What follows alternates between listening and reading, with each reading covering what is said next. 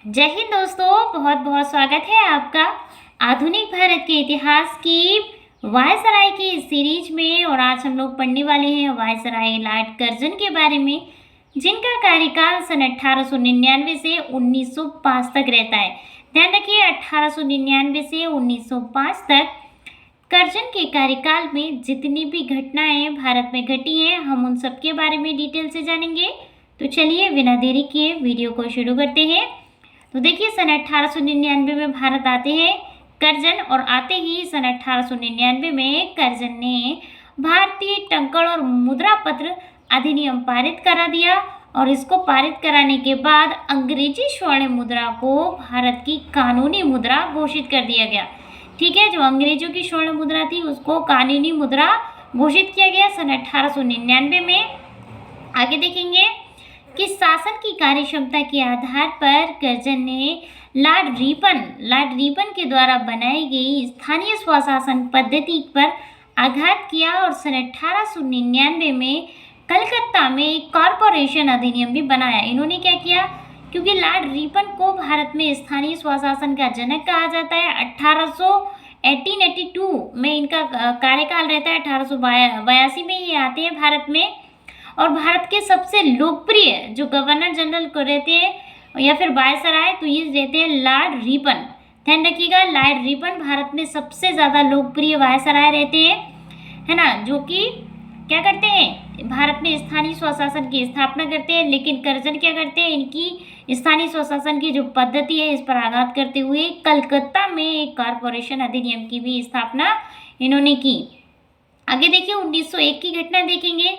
तो Lord Curzon में क्या किया, 1901 में सरकालीन स्टॉक मानफ्रीक की अध्यक्षता में एक सिंचाई आयोग की स्थापना की। किसकी अध्यक्षता में, तो सरकालीन स्टॉक मानफ्रीक की अध्यक्षता में एक सिंचाई आयोग की स्थापना करते हैं 1901 में। ध्यान रखिएगा, 1901 की घटना देख रहे हैं। और टॉमस रॉबर्टसन की अध्यक्षता में एक रेलवे आयोग की भी स्थापना की। तो इन्होंने क्या किया, 1901 में एक सिंचाई आयोग की भी स्थापना की कर्जन ने, फिर एक रेलवे आयोग की भी स्थापना की। वैसे तो कर्जन ने बहुत अच्छे काम भी हुए हैं कर्जन के टाइम पीरियड में, लेकिन इन्होंने फाइनली बंगाल का विभाजन किया था, इसीलिए बंगाल विभाजन का विरोध किया गया था। और इसीलिए कहा जाता है कि भारत में जो लॉर्ड कर्जन है, इनको बहुत ज़्यादा गंदे वायसराय के रूप में जाना जाता है। तो आते ही अब ये 1902 में क्या करते हैं, सन 1902 में कर्जन ने पुलिस आयोग एवं विश्वविद्यालय आयोग की स्थापना की। इन्होंने 1901 में, हम लोगों ने पीछे पढ़ा कि रेलवे आयोग की स्थापना की, सिंचाई विभाग की इस तरीके की स्थापना की। और 1902 में इन्होंने क्या किया, विश्वविद्यालय आयोग की स्थापना, पुलिस विभाग की स्थापना भी इन्होंने की, है ना। आगे देखेंगे, सन 1904 में कर्जन ने भारतीय विश्वविद्यालय अधिनियम भी पास किया। भारत में पहली बार विश्वविद्यालय अधिनियम पारित किया गया, वो भी लॉर्ड कर्जन के कार्यकाल में सन 1904 में। याद रखिए, कर्जन ने सन 1904 में ही प्राचीन स्मारक परीक्षण अधिनियम बनाया। प्राचीन स्मारक परीक्षण अधिनियम 1904 में बनाया है, जिसके माध्यम से पहली बार ऐतिहासिक इमारतों एवं प्राचीन स्थलाकृतियों की सुरक्षा एवं उनकी मरम्मत पर ध्यान दिया गया। भारत में पहली बार जो आपके प्राचीन टाइम की जितनी भी इमारतें थी उनका परिरक्षण किया जाना चाहिए, उनमें सुधार किया जाना चाहिए, जो भी उनमें जो बदलाव हुए, क्योंकि हजारों साल हो गए हैं उन इमारतों को। तो उनके परिरक्षण के लिए, उनकी देख रेख के लिए क्या किया इन्होंने, क्या किया कर्जन ने, प्राचीन स्मारक अधिनियम इन्होंने बनाया, ताकि जो प्राचीन हमारी इमारतें हैं उनको संरक्षित किया जा सके। 1904 में ही इन्होंने क्या किया, 1904 में ही कर्जन ने सहकारी उधार समिति अधिनियम भी बनाया, जिसके द्वारा सहकारी समितियों की स्थापना करके किसानों को उचित ब्याज पर कर्ज देने की व्यवस्था की गई। ठीक है, तो देखिए कर्जन ने क्या किया, 1904 में ही सहकारी समिति अधिनियम बनाया, 1904 में ही इन्होंने प्राचीन स्मारक संरक्षण अधिनियम बनाया। इस तरीके के आपसे सन वाइज जो घटनाएं उनके बारे में पूछा जाता है, तो ध्यान रखिएगा 1904 में ये घटनाएं हुई हैं। देखिए आगे क्या किया कर्जन ने, तो देखिए कर्जन ने सर एंटनी मैकडोनाल्ड की अध्यक्षता में एक अकाल आयोग का भी गठन किया। तो तो देखिए इन्होंने कितने सारे काम किए। एक अकाल आयोग की भी गठन कर दिया, किसकी अध्यक्षता में, तो एंटनी मैकडोनाल्ड की अध्यक्षता में एक अकाल आयोग का गठन किया। कर्जन ने पहली बार प्रत्येक प्रांत और केंद्र स्तर पर निर्देशक के अधीन एक पृथक गुप्तचर विभाग की भी स्थापना की। ये तो बहुत अच्छी बात है। उस समय में उन्होंने गुप्तचर की व्यवस्था की, मतलब कि अपने आप को अंग्रेज कर जो है उस समय में क्या मजबूत कर रहे थे, अपने आप को स्ट्रॉन्ग कर रहे थे, इसलिए गुप्तचर विभाग की स्थापना कर दी कर्जन ने। तो कर्जन एक बुद्धिमान व्यक्ति था, बहुत ज़्यादा टैलेंटेड व्यक्ति था कर्जन। ध्यान रखिए आगे क्या किया कर्जन ने। देखिए कर्जन के कार्यकाल के दौरान ही कलकत्ता में विक्टोरिया मेमोरियल हॉल का निर्माण हुआ। आपको पता होगा जो आप में जो कलकत्ता में है अंग्रेजों के द्वारा ही बनाया गया है विक्टोरिया मेमोरियल, है ना। तो उसके जो हॉल का निर्माण है वो कर्जन के समय में ही होता है। सन 1905 की घटना देखेंगे तो देखिए सन 1905 में लंदन में श्यामजी कृष्ण वर्मा ने Indian home rule league society की स्थापना की। श्यामजी कृष्ण वर्मा के नाम को याद रखिए। श्यामजी कृष्ण वर्मा ने क्या किया, Indian home rule league society की स्थापना करते हैं लंदन में। ये भारत में नहीं, ये लंदन में श्यामजी कृष्ण वर्मा क्या करेंगे, इंडियन होम रूल लीग की स्थापना करेंगे। कर्जन के द्वारा किए गए विरोधी कार्यों में, है ना, यदि ये अभी तक हम लोगों ने जितने भी कार्य पढ़े हैं कर्जन के बारे में, ये तो सब इन्होंने अच्छे किए हैं, है ना। रेलवे आयोग की स्थापना की, सिंचाई विभाग इस तरीके की स्थापना की है, अकाल आयोग की स्थापना की, भारतीय डाक और मुद्रा पत्र अधिनियम लेकर आए 1899 में। लेकिन हम पढ़ने वाले हैं कर्जन के द्वारा किए गए विरोधी कार्य जिनका भारतीयों ने विरोध किया था। ध्यान रखिए वही कह रहा है कि कर्जन के द्वारा किए गए विरोधी कार्यों में सबसे अधिक महत्वपूर्ण बंगाल का विभाजन था। सबसे ज़्यादा जो विरोधी कार्य था, सबसे ज़्यादा जो गलत कार्य कर्जन ने किया वो था बंगाल का विभाजन। चलिए अब हम लोग पढ़ने वाले हैं बंगाल विभाजन की घटना के बारे में। तो देखिए 19 जुलाई 1905 को शिमला में बंगाल विभाजन की घोषणा की गई। ठीक है ना। बंगाल विभाजन की घोषणा कहाँ पे की जाती है, तो शिमला में की जाती है। कब की जाती है, 19 जुलाई 1905 को शिमला में बंगाल विभाजन की घोषणा की जाती है। सितंबर 1905 में इंग्लैंड के सम्राट द्वारा इसे स्वीकृति प्रदान भी कर दी जाती है कि हाँ हमें बंगाल का विभाजन करना है। ठीक है, पहले तो इस घोषणा को किसने किया था, वायसराय कर्जन ने किया। फिर इस घोषणा को इन्होंने लंदन में भेजा, वहाँ के जो सम्राट थे तो उन्होंने भी स्वीकृति दे दी कि ठीक है हमें बंगाल का विभाजन करना चाहिए। और उन्होंने क्या किया, 16 अक्टूबर, याद रखिए 16 अक्टूबर 1905 को बंगाल विभाजन को लागू कर दिया। यानी कि ऑफिशियल तरीके से क्या किया कर्जन ने, बंगाल विभाजन को लागू कर दिया और बंगाल को 2 भागों में बांट दिया। इन्होंने जब बंगाल का विभाजन किया तो बंगाल को कितने भागों में बांटा, 2 भागों में बांट दिया। एक था पूर्वी बंगाल और दूसरा पश्चिमी बंगाल, है ना। वर्तमान में हम देखते हैं तो उस समय क्या था, क्यों किया इसने बंगाल का विभाजन, क्योंकि बंगाल में सबसे ज़्यादा हिंदू मुस्लिम एकता का प्रतीक देखने को मिलता था। वहाँ पे सब लोग भाईचारे की भावना से रहा करते थे। तो कहीं कर्जन को इस बात का डर था कि ये बंगाल में जो हिंदू मुस्लिम हैं ये लोग मिलकर कहीं अंग्रेजों के खिलाफ कोई विद्रोह ना कर दें, है ना। जैसे कि सन 1857 का विद्रोह हुआ था और इस तरीके का यदि कोई विद्रोह हो गया तो कहीं ऐसा नहीं हो कि अंग्रेजों को भारत को छोड़कर जाना पड़े। इसीलिए क्या किया, जो कर्जन था उसने बंगाल विभाजन की घोषणा कर दी ताकि हिंदू और मुस्लिमों को पहले हम अलग कर सकें, फिर इनमें फूट डाल सकें और क्या करें, इनको हम आपस में ही लड़ा दें तो ये कभी भी अंग्रेजों को भारत से निकालने की बात ही नहीं करेंगे। इसीलिए इन्होंने क्या किया, बंगाल को 2 भागों में बांट दिया।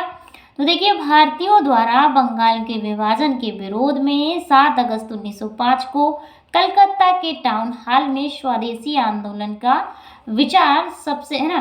तो क्या हुआ, स्वदेशी आंदोलन की घोषणा की जाती है। सबसे पहले तो क्या हुआ, जैसे ही जब बंगाल विभाजन लागू होता है 16 अक्टूबर 1905 को, तो भारतीयों द्वारा क्या होता है, बंगाल विभाजन इसके 7 अगस्त 1905 को कलकत्ता के टाउन हॉल में स्वदेशी आंदोलन चलाया जाता है ना।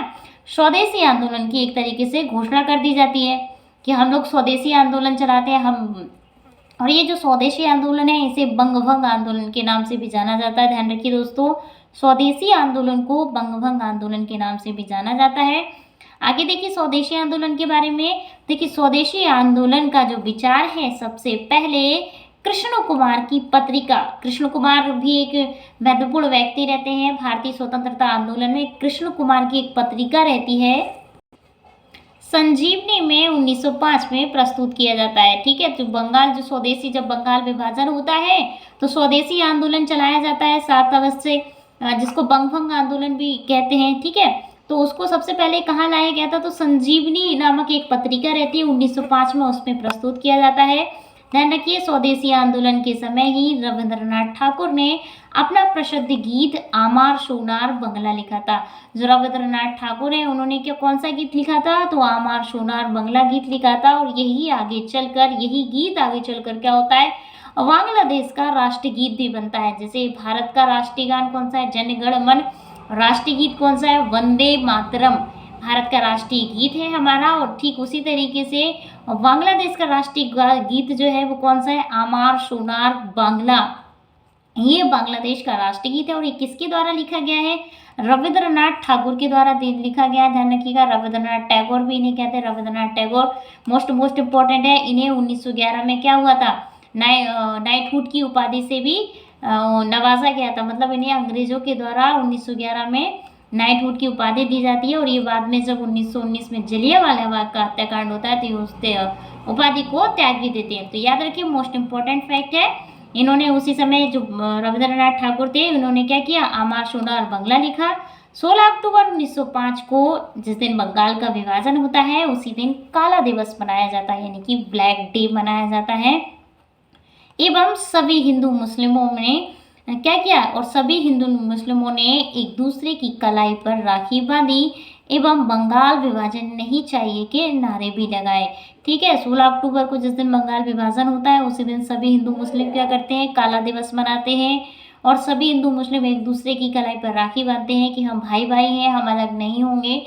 ध्यान रखिए, आगे चल के क्या होगा, सन 1904 में विनायक दामोदर सावरकर ने अभिनव भारत संस्था की स्थापना की थी। ये कब की गई थी, तो ये 1904 में लॉर्ड कर्जन का ही कार्यकाल था। तब किसने, विनायक दामोदर सावरकर, इनका शॉर्ट में इन्हें कहते हैं वीडी सावरकर ने अभिनव भारत की स्थापना की। फाइनली 1905 आ जाता है और 1905 में कांग्रेस की अध्यक्षता कौन करते हैं, कांग्रेस अधिवेशन हर साल होता था 1885 से। 1885 से क्या होता है, कांग्रेस की स्थापना होती है। किसने की ए.ओ. होम है ना, इनका ए.ओ. होम इनका शॉर्ट नाम रहता है, एलियम ऑक्टविलियम होम। ठीक है, ऑक्टविलियम होम ने ही इसकी स्थापना करवाई थी। लॉर्ड डफरिंग के समय में, उस समय के जो वायसराय रहते हैं वो लॉर्ड डफरिंग रहते हैं, उसके समय में क्या होती है, कांग्रेस की स्थापना होती है। और 1905 में जो कांग्रेस की अध्यक्षता करते हैं वो करते हैं गोपाल कृष्ण गोखले। गोपाल कृष्ण गोखले महात्मा गांधी जी के राजनैतिक गुरु जी थे। ठीक है, गोपाल कृष्ण गोखले कौन थे, महात्मा गांधी जी के राजनैतिक गुरु थे। ये महात्मा गांधी जी ने राजनीति की जितनी भी शिक्षा ली थी, ये किससे ली थी, तो गोपाल कृष्ण गोखले से ली थी। और गोपाल कृष्ण गोखले के गुरु कौन थे, जैसे महात्मा गांधी जी के गुरु तो गोपाल कृष्ण गोखले थे। ठीक है, और गोपाल कृष्ण गोखले के गुरुजी कौन रहते हैं, तो एम.जी. रानाडे, महादेव गोविंद रानाडे इनका पूरा नाम रहता है। महाराष्ट्र में है ना, महाराष्ट्र के से बिलोंग करते थे। आगे देखिए, तो 1905 में कौन, यही गोपाल कृष्ण गोखले जी अध्यक्षता करते हैं कांग्रेस अधिवेशन की।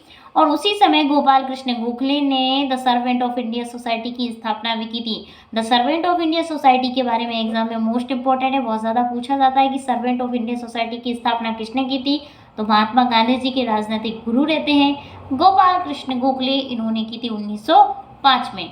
ध्यान रखिए, आप देखेंगे अब कर्जन के बारे में थोड़ी सी और बातें हैं। देखिए, गवर्नर जनरल की कारणी के सैनिकों के सदस्य के अधिकारों की, है ना, ये क्या करते हैं कर्जन, ये क्या करेंगे, तो सैनिकों के प्रश्न पर, सैनिकों के अधिकारों के प्रश्न पर कर्जन का प्रधान सेनापति किचनर से मतभेद हो जाता है। कर्जन का किससे, तो एक प्रधान सेनापति रहते हैं किचनर, इनसे इनका कर्जन का मतभेद हो जाता है, जिसमें सचिव ने किचनर का ही पक्ष लिया था। और जो सचिव रहते हैं भारत के उस समय, वो क्या करते हैं, किचनर का पक्ष लेते हैं कि हाँ किचनर ठीक बोल रहे हैं, कर्जन आप गलत बोल रहे हैं। और इसी से असंतुष्ट होकर 1905 में कर्जन ने त्याग पत्र भी दे दिया था। इसके बाद कर्जन चले जाते हैं भारत से। फिर आते हैं लॉर्ड मिंटो द्वितीय, है ना, लॉर्ड मिंटो द्वितीय आते हैं जो पृथक निर्वाचन मंडल की व्यवस्था करेंगे भारत में। तो देखिए दोस्तों, लॉर्ड मिंटो द्वितीय आते हैं, फिर उनके कार्यकाल की घटनाएं अलग रहती है, हम उस पर नेक्स्ट लेक्चर बनाएंगे। हम लोगों ने इस लेक्चर में, अब इस वीडियो में जाना कि लॉर्ड कर्जन के कार्यकाल में कितनी घटनाएं हुई थी, इन सबसे एग्जाम में क्वेश्चन किए जाते हैं। आशा करते हैं लेक्चर आपको समझ में आया होगा। तो प्लीज़ दोस्तों वीडियो को लाइक कीजिए, चैनल को सब्सक्राइब कीजिए। आधुनिक भारत के इतिहास की जितनी भी घटनाएं हैं, जितने भी गवर्नर जनरल, जितने भी आंदोलन हुए हैं, मैंने उन सभी पे वीडियो बनाए हैं, आप जाके देख सकते हैं। मिलते हैं अगले वीडियो में, तब तक के लिए जय हिंद, जय भारत, थैंक यू।